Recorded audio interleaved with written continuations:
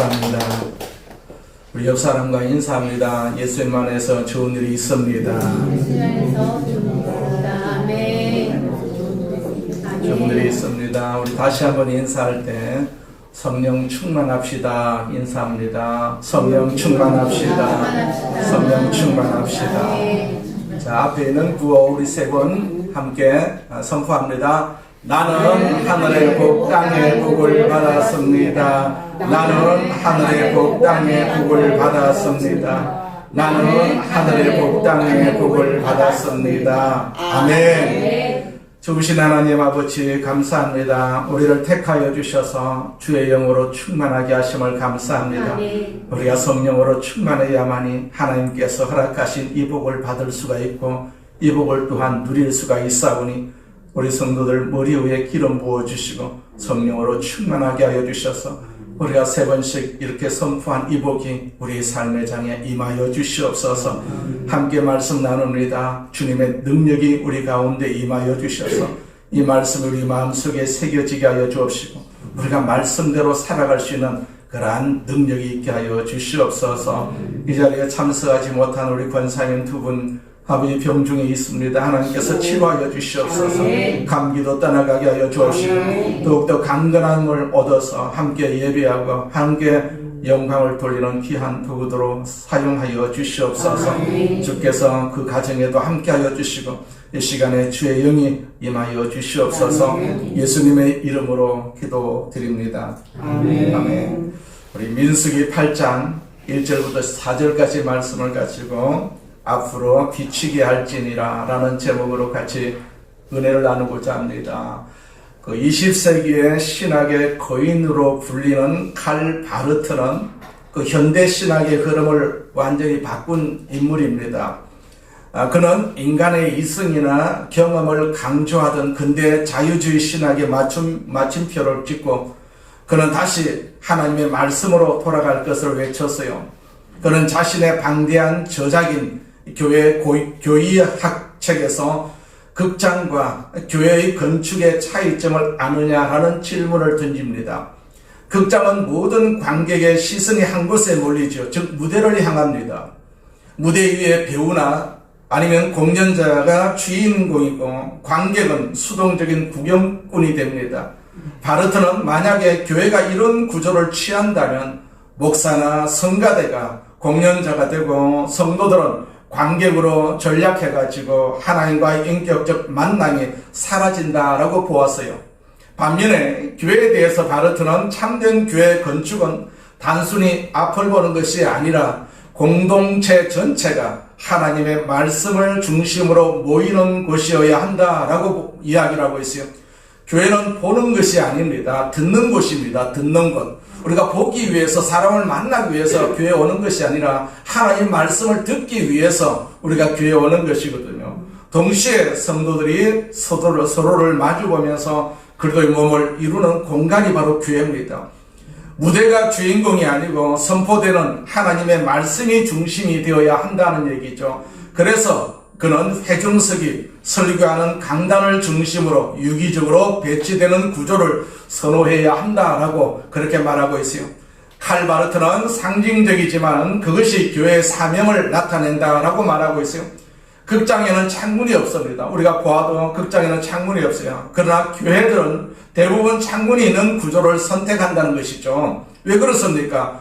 교회는 빛의 역동이 있어야 한다는 얘기입니다. 빛의 역동이 있어야 된다. 빛을 받고 빛을 반사하는 공동체, 그것이 바로 예수 그리스도의 교회여야 한다라고 지적을 하고 있습니다. 자, 이스라엘 백성들이 광야를 행진하면서도 반드시 갖고 다닐 거룩한 성막의 기구들 가운데 중요한 것 중에 하나가 바로 등잔대입니다. 등잔대. 사실 이 등잔대는 이스라엘의 국가적 상징이기도 합니다. 다윗의 별과 함께 이스라엘 국회 정문에 가면 그 앞에 이 촛대가 설치되어 있다고 합니다. 성경 출애굽기에서 금 등잔대는 성소 안을 밝히는 유일한 빛이었다라고 말하고 있어요. 이런 어두운 세상에서 하나님 말씀과 임재만이 인간의 길을 비추는 참된 빛임을 의미합니다.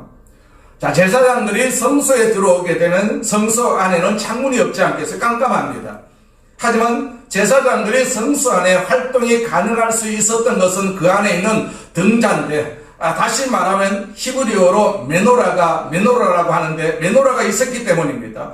오늘 본문 1절과 2절 말씀해 보니까 여호와께서 또 모세에게 말씀하여 이르시되 아론에게 말하여 이르라. 등불을 켤 때에는 7 등잔을 등잔대 앞으로 비추게 할지니라. 그런 말씀이 있습니다. 그러니까 이 등잔대는 7개의 등잔 가지를 가지고 있었다라는 것을 알 수가 있어요.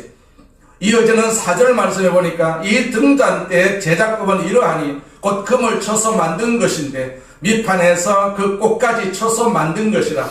모세가 여호와께서 자기에게 보이신 양식을 따라 이 등잔대를 만들었더라. 그렇게 기록을 하고 있어요.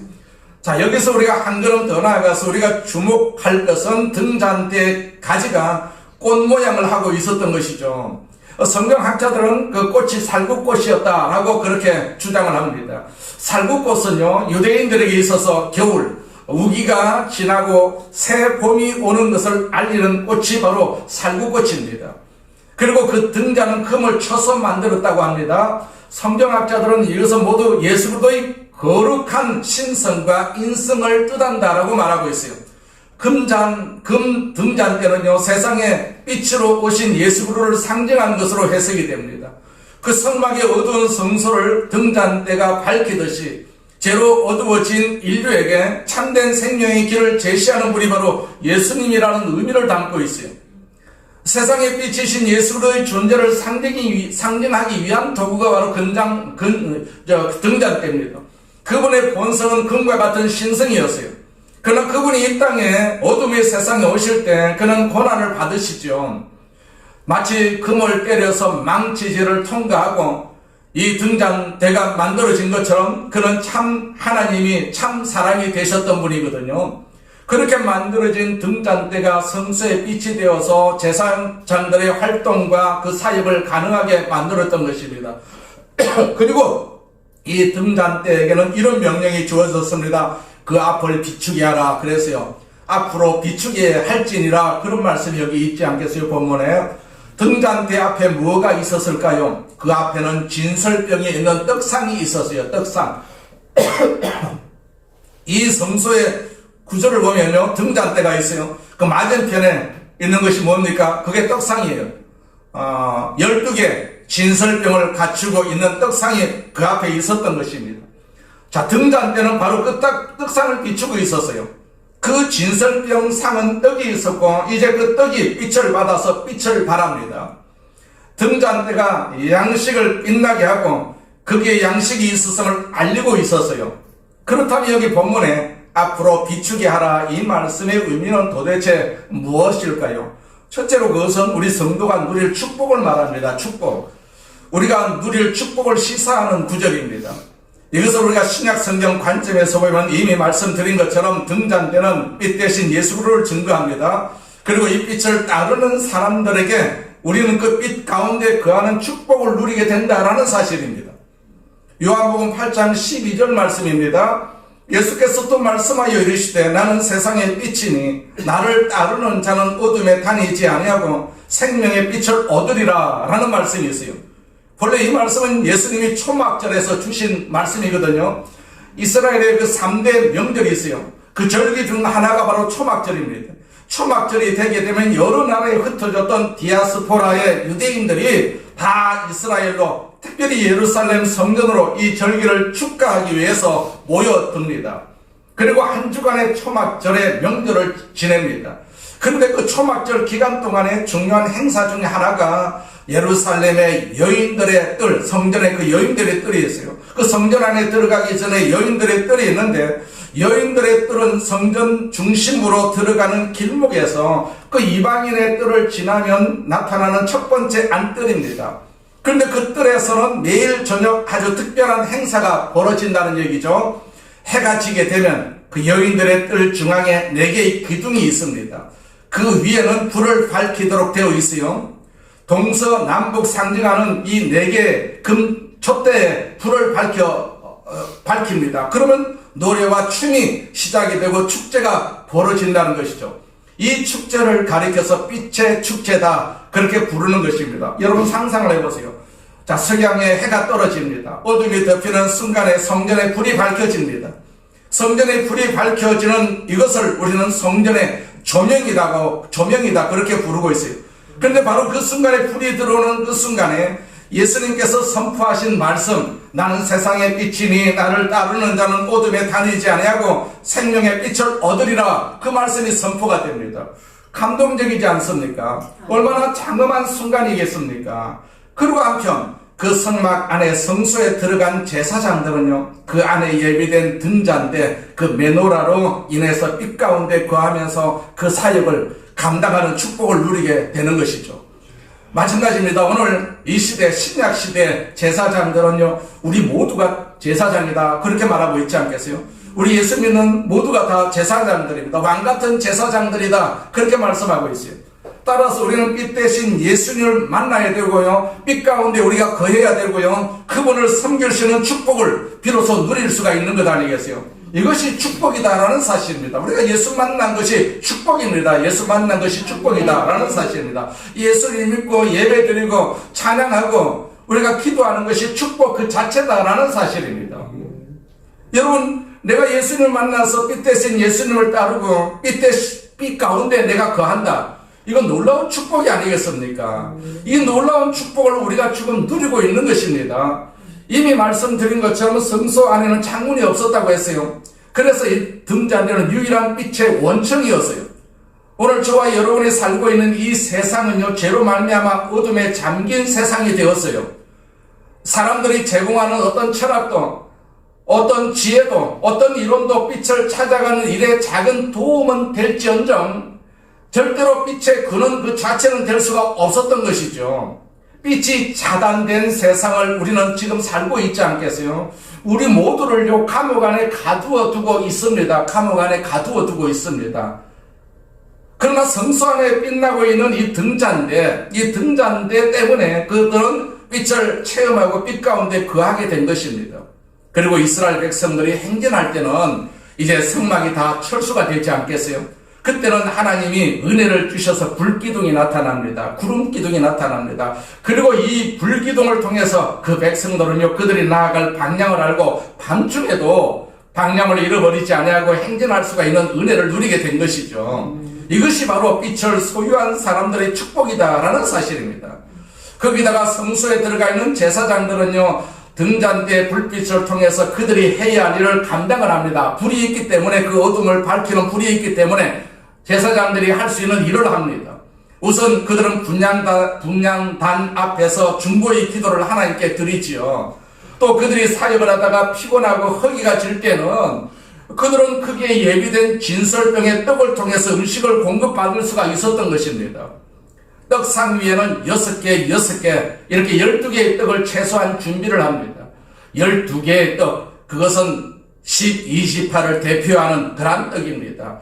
그래서 주의 백성들을 위한 양식이 항상 거기에 예비가 되어 있었던 것이죠. 그 떡을 먹으면서 제사장들은 사역을 감당할 수가 있었던 것이죠. 여러분, 이제 신약 시대로 돌아가가지고 예수님이 행하신 오병이어를 한번 기억을 해보세요. 그 기적을 한번 상상을 해보세요. 얼마나 놀라운 기적이었습니까? 이 기적을 체험했을 때 10,000명도 넘는 사람들이 주님의 기적을 통해서 그들이 필요한 육신의 양식을 공급받는 놀라운 그러한 기적, 이 기적을 체험한 후에 그 백성들이 어떤 반응을 보였습니까? 요한복음 6장 34절에 보니까 그들이 이르되 주여 이 떡을 항상 우리에게 주소서. 기적의 떡을 먹고 나서는 아이고 신기하네, 주여 이런 떡을 항상 우리에게 주소서, 항상 주소서. 이뿐만 아닙니다. 항상 이렇게 기적의 떡을 공급받게 하옵소서. 이게 그 백성들의 반응이었거든요. 예수님은 어떻게 말씀을 하셨어요? 그 다음 절 요한복음 6장 35절에 보니까 예수께서 이르시되 나는 생명의 떡이니 내게 오는 자는 결코 줄이지 아니할 터요 나를 믿는 자는 영원히 목마르지 아니하리라, 그런 말씀을 하셨어요. 사실 백성들이 항상 달라고 했던 떡은 육신의 떡입니다. 육신의 떡, 육신의 굶주림을 면할 수 있는 떡입니다. 그 예수님은 그런 떡을 말씀하시는 것이 아니고 그보다도 더 중요한 떡, 내가 생명의 떡이다, 내게 오는 자는 결코 줄이지 아니할 것이다. 인간에게는요, 육신의 굶주림 이상의 굶주림이 또 있습니다. 영적인 허기심이 있습니다. 영적인 허기가 있어요. 영적인 굶주림을 채울 수 있는 떡이 되어주신 예수님, 그 예수님을 만나는 것이 더 중요하다는 얘기입니다. 우리가 잘 먹고 잘 사는 것보다는 예수님 만나는 것이 훨씬 더 중요한 거 우리가 믿어야 되지 않겠어요? 그 믿음 때문에 우리가 하나님을 믿고 예배를 드리는 것입니다. 그래서 생명으로 떡으로, 생명의 떡으로 오신 예수님, 그분은 이 땅에 오실 때 어디에서 태어나셨어요? 예수님이 태어나신 것이 베들레헴이지 않습니까? 베들레헴. 근데 베들레헴을 이스라엘 백성들 식으로 읽으면 히브리식으로 읽으면 베이트레헴이라는 말입니다. 베이트레헴. 자, 그런데 베이트는 이 말은요, 이 단어는 하우스라는 뜻입니다. 집이라는 뜻입니다. 또 레헴은 떡입니다. 레헴은 떡. 그러니까 베이트와 레헴이 합하면 무슨 뜻입니까? 떡집이라는 뜻입니다. 떡집. 떡집. 나는 생명의 떡이라고 말씀하신 예수님이 어디서 태어나셨어요? 떡집에서 태어났어요. 베들레헴에서 태어났습니다. 베들레헴은 이스라엘의 가장 위대한 왕인 다윗이 태어나고 자란 곳입니다. 사무엘 선지자가 이곳에서 이새의 아들 다윗에게 기름을 부어서 자기 왕으로 세웠기 때문에 성경에서는 종종 다윗의 동네다 그렇게 부르기도 합니다. 나는 떡이라고, 나는 생명의 떡이다라고 말씀하신 예수님이 떡집에서 태어나셨다는, 떡집에서 태어났다는 얘기입니다. 그리고 나는 떡이다 라고 하시는 놀라운 주님의 유머를 보세요. 그리고 그분은 우리에게 그 떡을 먹여주시지 않겠습니까? 그 떡은 진리의 말씀으로 우리에게 다가오는 것입니다. 여러분, 예수님이 이 땅을 떠나시기 전에 제자들을, 오고 오는 시대 제자들을 위해서 기도하시면서 요한복음 17장 8절에서 이렇게 말씀하시지요. 나는 아버지께서 내게 주신 말씀들을 그들에게 주셨사오며 그들은 이것을 받고 내가 아버지께로부터 나온 줄을 참으로 아오며 아버지께서 나를 보내신 줄도 믿어사옵나이다. 그런 말씀을 하셨어요. 그가 주신 말씀, 그것이 바로 또한 생명의 떡이 되어서 우리의 영혼의 허기를 면하게 하는 것입니다. 이 말씀의 진정한 만족, 그 이상의 만족이 어디 있겠습니까? 이 세상은 만족할 수가 없단 말입니다. 아무리 돈을 많이 가지고 있어도, 아무리 정치적인 위치에 있다 할지라도 절대로 만족이 없습니다. 절대로 만족이 없습니다. 여러분, 구약 성경을 읽다 보면 아주 유명한 말씀이 있죠. 성경에서 가장 긴 장이 어디입니까? 시편 119편이 가장 긴 장입니다. 시편 119편 105절 말씀입니다. 주의 말씀은 내 발의 등이다, 내 길의 빛이니이다. 그런 말씀이 있어요. 여기 주의 말씀이 등이고 빛이다. 그러니까 등잔대와 떡상의 완벽한 조화가 이 말씀 속에 있지 않습니까? 등잔대에서 흘러나온 빛으로 떡상이 빛나고 있는 것입니다. 빛나고 있는 것입니다. 그리고 그 떡이 우리의 양식이 되는 것입니다. 그 양식. 떡이 양식이 되는 것입니다. 말씀이 빛이 되어서 우리를 기다리고 우리를 인도하는 것입니다. 그래서 앞으로 비추게 할지어다 그런 말씀을 하시고 있지 않겠어요? 그 은혜, 그 축복을 우리가 다 누리고 있지 않겠습니까? 고대 이스라엘에서 사용된 등잔 중에는요 발목에 멜 수 있는 아주 작은 등잔도 있었다고 합니다. 예루살렘 그 고고학 박물관에 가면 이 등잔을 볼 수가 있다고 해요. 자, 지금은 우리가 전등이 있으니까 필요가 없지 않습니까? 등잔이 필요가 없지요. 근데 이 아주 작은 등잔을 발목에 이렇게 매면 걸어갈 때 어떤 일이 생깁니까? 앞에 조금씩 빛이 비추어지지 않습니까? 우리가 어릴 때는요 이렇게 전기가 안 들어오는 곳에 살았기 때문에 거리가 깜깜합니다. 그러면 우리가 어릴 때는 이렇게 호박잎을 따가지고 거기에 이렇게 반딧불을 잡아요. 반딧벌레를 잡아가지고 그 안에 집어넣고 이렇게 들고 다니면서 호롱불 역할을 한 적이 있었습니다. 그런 추억이 있어요. 길이 깜깜하니까 그 반딧불도 몇 마리 잡아 여면요 그게 빛이 되어가지고 우리의 앞길을 이렇게 밝혀주는 것을 볼 수가 있어요. 자, 지금같이 등잔이 없었을 때 고대 이런 등잔이 주는 효과를 한번 생각을 해보세요. 걸을 때마다 한 걸음마다 자기가 걸어가는 앞길을 비추어주지 않았겠습니까? 여러분, 때로는 인생을 살면서 우리가 앞으로 1년 후 아니면 10년 후 앞을 도무지 예측하지 못할 때가 많이 있습니다. 그러나 적어도 하나님의 말씀이 우리의 삶을 인도할 때 오늘 우리는 무엇을 해야 할지 내 앞길만큼은 방황할 필요가 없다는 것입니다. 아멘. 왜냐하면 한 걸음 한 걸음 인도하는 빛이 있기 때문에 그러하다는 얘기입니다. 아멘. 하나님 말씀이 우리의 빛입니다. 내 발의 등이고 내 길의 빛이다. 내 발의 등이고 내 길의 빛이다. 하나님만이 우리의 발의 등이고 우리의 삶의 빛이다라는 얘기입니다. 지금 세상을 보세요. 빛이 어디 있습니까? 어둠으로 가득 차 있지 않겠어요? 갈수록 어두워지는 세상을 우리가 지금 살고 있지 않겠어요? 어둠을 조작하는 인간들이 얼마나 많이 있습니까? 옛날 빌리 그레엄 목사님 생전에 그분이 전 세계에서 전도 집회를 할 때마다 목사님 설교 전에 찬양을 하는 자매 가운데 한국인 자매가 있었다고 합니다. 킴 윅스라는 그런 자매인데 6.25 전쟁 때 3세 때 전쟁 중이던 그때 3세 때 포탄의 성광으로 시력을 잃었어요. 이후에 미국으로 입양이 됩니다. 미국 인디아나 주립대학에서 공부를 하고 오스트리아 비엔나에서 유학을 하며 성악을 공부했어요. 1974년 스위스 로잔에서 열린 세계 전도자 대회에서 그 빌리 그레임 목사와 함께 무대에 올라서 간증도 하고 찬양을 하면서 큰 감동을 주었던 자매입니다. 이후 1984년도 빌리 그레임 목사가 그 여의도 집회 때도 이렇게 와서 찬양을 한 분이라고 해요.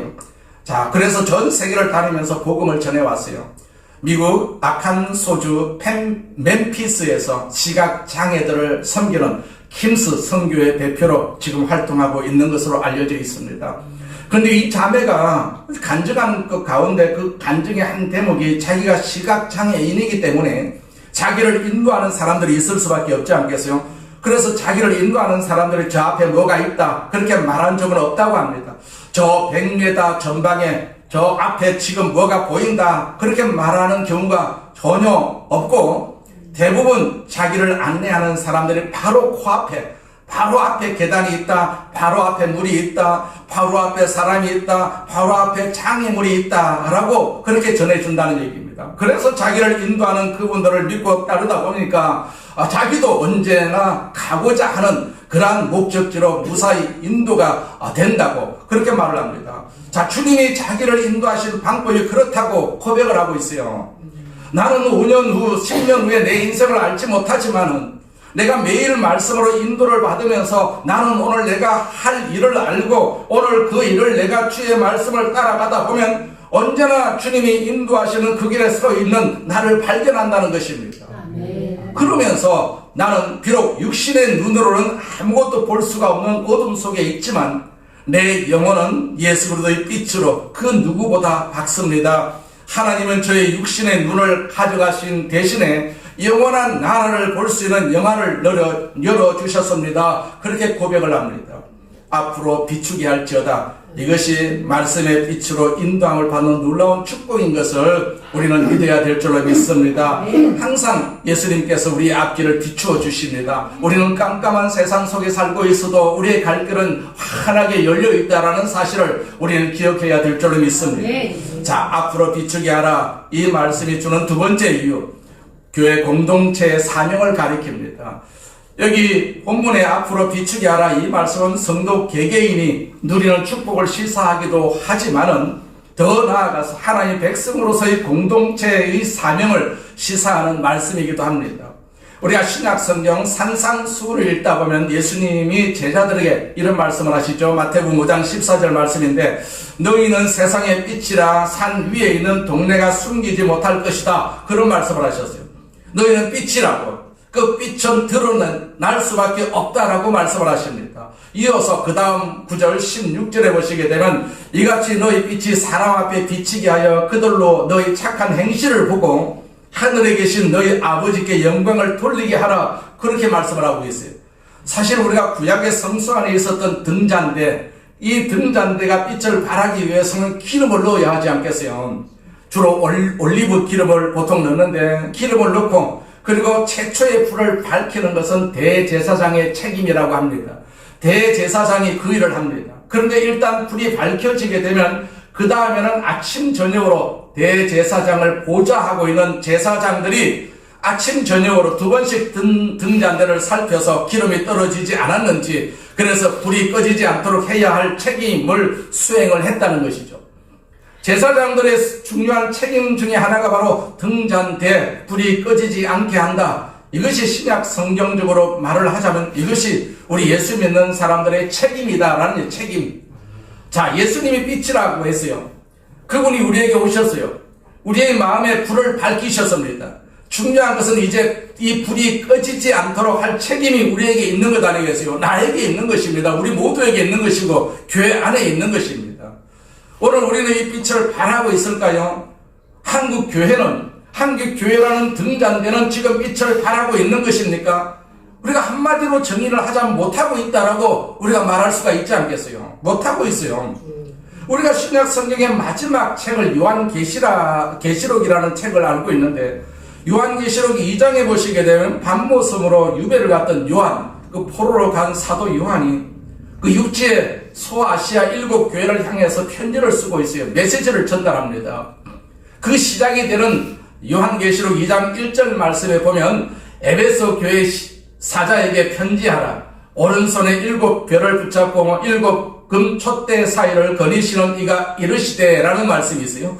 여기 예수님은 어떻게 묘사하고 있습니까? 교회 주인이신 교회 머리가 되시는 예수 그리스도를 가리켜서 7금 촛대 사이에 거니시는 분이다. 그렇게 말씀하고 있어요. 자, 7금 촛대는 무엇을 말하는 것일까요? 이게 요한계시록 2장 1절 말씀인데 요한계시록 2장 1절 직전의 구절이 바로 1장 마지막 구절 계시록 1장 20절 말씀인데 거기 보니까 네가 본 것은 내 오른손에 7별의 비밀과 또 7금 촛대라. 7별은 7교회의 사자여 7촛대는 7교회니라 라는 말씀입니다. 그러니까 7촛대가 뭐라고 그랬습니까? 이미 서두에서 말씀드린 것처럼 이 성소의 등잔대 메노라는 7개의 살구가지로 되어 있었어요. 7이라는 숫자는 요한계시록에서 항상 완전함을 나타내는 숫자 혹은 대표적인 숫자입니다. 대표적인 숫자. 여기 사도 요한이 7교회를 향해서 편지를 쓰는데 7교회만 편지를 쓴 것이 아닙니다. 7교회는 모든 시대, 모든 교회를 대표하는 교회거든요. 그래서 한 교회마다 메시지가 끝날 때마다 마지막에는 귀 있는 자는 성령이 교회들에게 하시는 말씀을 들을지어다 이렇게 끝을 맺고 있습니다. 그러니까 7교회는 모든 교회를 대표하는 것이죠. 그런 의미에서 7은요 완전한 대표수로 등장을 합니다. 여기 교회가 촛대로 비유된 이유는 또 무엇 때문이었습니까? 교회가 바로 세상의 빛이다. 세상을 밝히는 빛이 되어야 하기 때문에 이런 말씀을 하시는 것이거든요. 만약에 교회의 빛이 꺼지게 되면 세상은 어둠에 묻힐 수밖에 없습니다. 그래서 예수님이 이렇게 말씀을 하십니다. 예수님 자신의 빛이라고. 거기서 끝나지 않습니다. 그 예수님을 구주와 주님으로 영접한 모든 그리스도인들이 공동체로서 또한 빛이 되어야 한다. 너희는 세상의 빛이다. 그렇게 말씀하고 있어요. 너희라는 이 단어는 복수로 되어 있어요. 너희들이 또한 세상의 빛이라고 말씀하시지 않습니까? 우리가 다 세상의 빛이다. 교회가 다 세상의 빛이다라는 사실입니다. 우리가 빛의 역할을 하고 교회가 빛의 역할을 하면 어두울 새가 없어요. 어두울 새가 없습니다.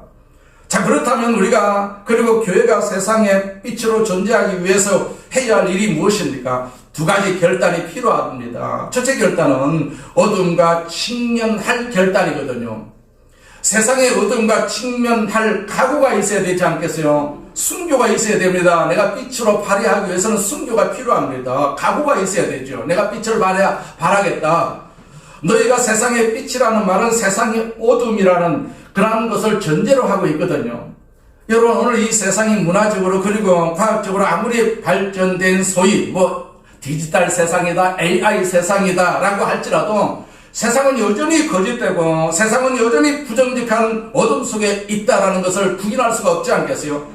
반드시 빛이 필요합니다. 교회가 그 역할을 해야 하지 않습니까? 교회가 어느 기관에서 그 역할을 할 수가 있습니까? 교회만이 할 수가 있거든요. 빛이 어둠에 비치면 어떻게 될까요? 어둠은 어둠을 드러낼 수밖에 없습니다. 어둠을 폭로할 수밖에 없습니다. 빛이. 그래서 어둠의 세상은 빛이신 그리스도를 자꾸 배척을 합니다. 교회를 자꾸 싫어합니다. 교회를 무슨 이유를 붙여서라도 교회를 자꾸 이렇게 교회답게 못하게 하는 그런 역사를 하는 것을 우리가 지금 보고 있지 않겠어요? 여러분, 세상이 예수님을 싫어하고 교회를 싫어하는 것은 지극히 당연한 것 아니겠어요? 예수님을 죽였던 세상입니다. 왜냐하면 그들이 어둠 속에 거하기 때문에 그러하거든요. 그래서 예수님을 죽이고 교회를 없이 하려고 그러고 핍박을 하고 교회를 섬기는 자들을 이렇게 죽이기도 하고 그러지 않겠어요? 자, 그들을 심하게 배척하는 사회일수록 어두운 사회입니다. 보세요. 교회 없는 사회 어둠의 사회입니다. 그들을 심하게 배척하는 문화일수록 어두운 문화입니다. 지금 이 사회는 어둠의 그림자가 교회를 서서히 덮고 있지 않겠어요? 그래서 빛이 되고자 하는 우리는 이 어둠을 드러내고 어둠을 극복할 줄 알아야 하는 것입니다. 그러기 위해서 어둠을 극복하는 대안 세력이 될 수 있도록 우리 자신을 준비하는 것이 필요하거든요. 우리 자신이 어떻게 준비하는가? 두 번째 결단은요, 다르게 살아야 됩니다. 다르게.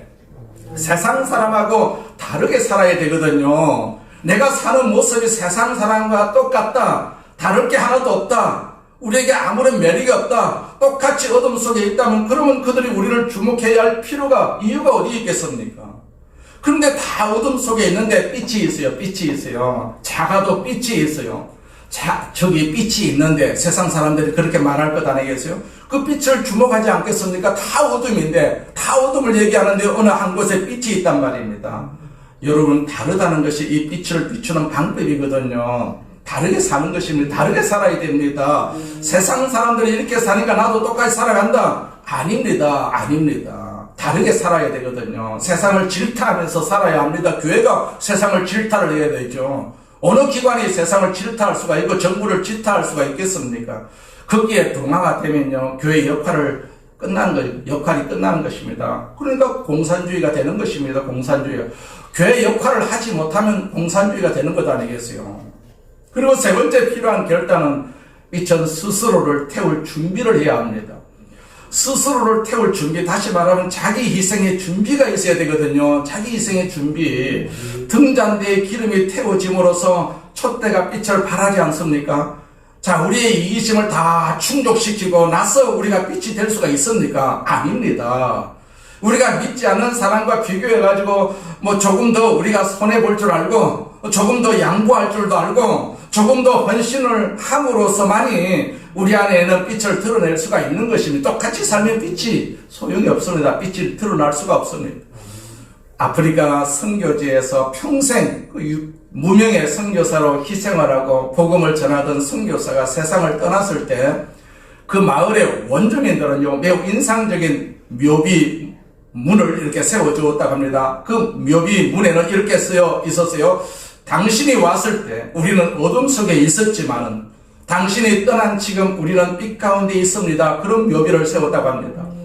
당신이 우리에게 왔을 때 우리는 어둠 속에 있었지만은 당신이 떠나간 지금 우리는 빛 가운데 있습니다. 이것은 사실 성경 말씀을 그들이 조금 다르게 만든 것이겠죠. 에베소서 5장 8절을 인용한 말씀입니다. 에베소서 5장 8절에 보니까 너희가 전에는 어둠이더니 이제는 주 안에서 빛이라 빛의 자녀들처럼 행하라 라는 말씀입니다. 그러니까 앞에서 소개한 그 시각장애인 킴 웍스의 그 이야기가 그 간증을 계속해서 하고 있는데 한번 들어보세요.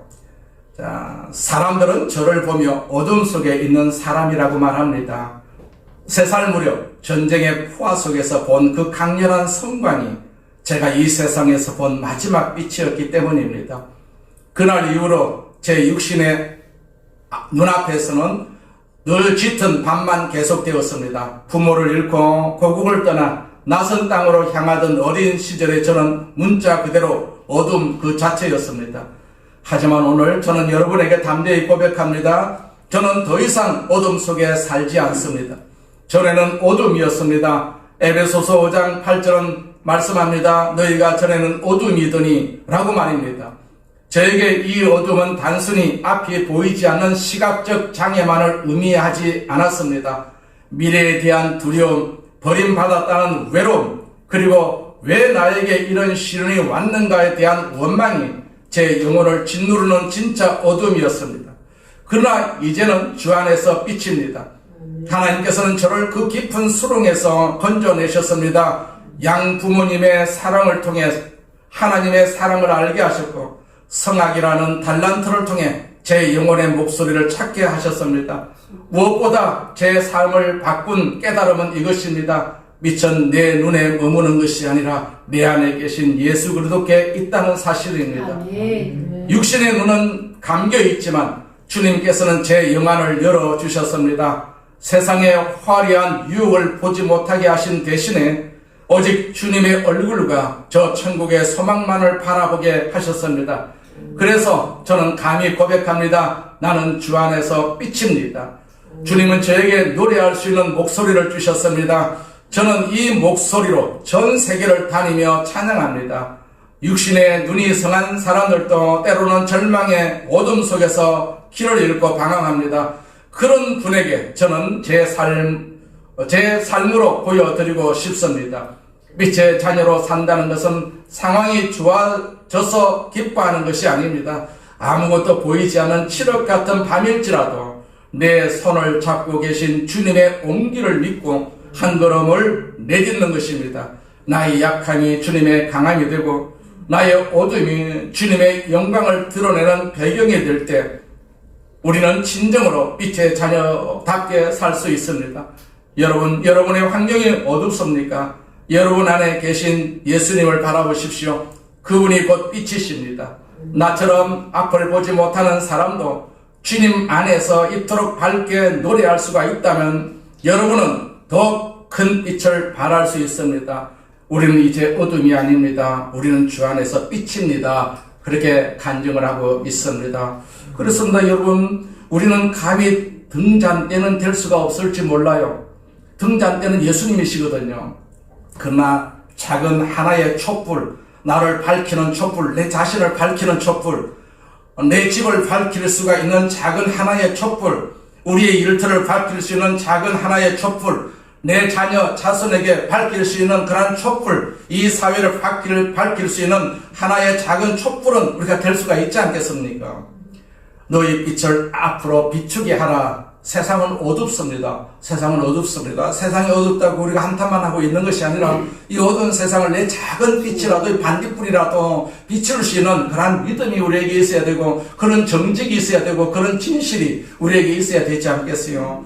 이 땅에 이 빛이 비추어지기를 우리는 늘 기도해야 될 줄로 믿습니다. 세상이 어두우면 망합니다. 세상에 빛이 있어야 망하지 않는데 빛이 없으면 망하거든요. 예수 믿는 사람들이 빛의 역할을 감당하지 못하면 이 세상은 망합니다. 이 나라도 망합니다. 다른 거 없어요. 그래서 세상은 계속해서 어둠을 주장하고 이 교회를 우리를 이렇게 어둡게 만들고 있는 그러한 실정 속에 있어요. 그래서 나는 세상의 빛이다 라는 사실을 항상 마음속에 이렇게 다짐하면서 살아야 돼요. 내 자신도 빛의 역할을 못하면 그건 절단이지 않겠습니까? 내가 빛의 자녀다. 내가 빛의 역할을 감당하고 있다라는 사실을 항상 세상 앞에 우리가 고백하는 그러한 삶이 되시기를 주의 이름으로 축원을 합니다.